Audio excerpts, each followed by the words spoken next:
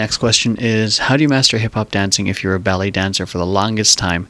Tried hip-hop a couple times but failed miserably.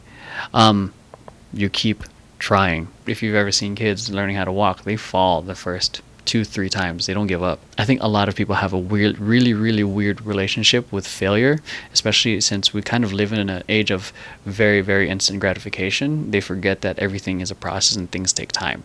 So if you've only done hip hop a couple of times and feel like you quote unquote failed miserably, take the class again. Define what you want to get out of it, what you want to do with hip-hop dance. Do you want to perform? Do you want to become one of the select groups or whatever it is? And then commit to a time frame of how long you're willing to do this. 3 months, 6 months, an entire year. Commit to a time frame. And within that time frame, find ways to get feedback.